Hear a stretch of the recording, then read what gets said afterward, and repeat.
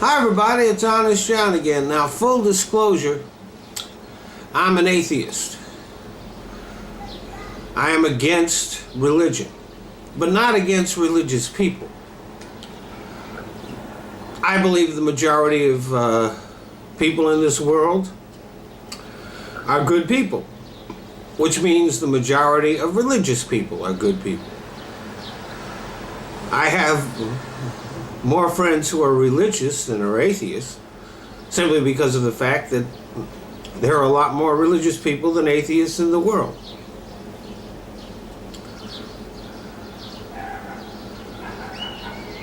But religious fanatics, religious zealots, they're evil.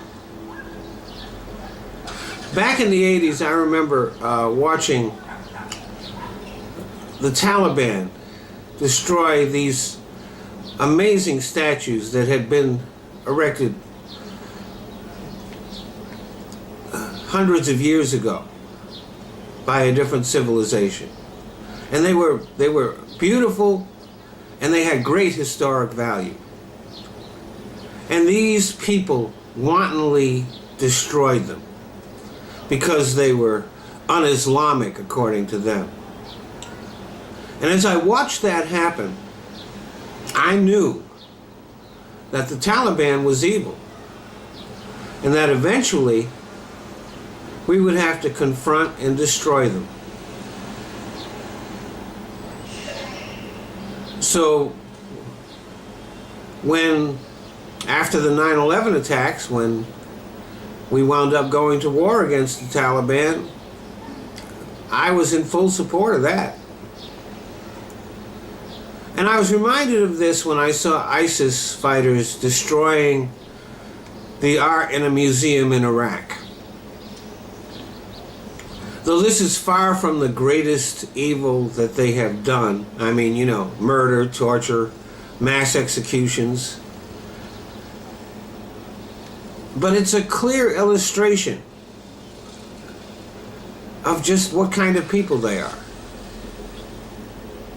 I mean, why would anybody hate beauty? Why would they fear it? But then again, the most beautiful thing in the world is a woman's face. And these extreme Islamics insist that a woman's face be hidden. When you see a woman in an abaya, she doesn't look like a person. And it is this essential dehumanization of women that leads to the types of vicious crimes against women that are so common in Islam. Rape is used as a weapon against women in Islam, because very often it's the man who gets off scot-free and the woman who was accused of a crime. But it's not just Islam. There are Christian sects that forbid music and dancing. And the Bible does have its own prohibitions against graven images.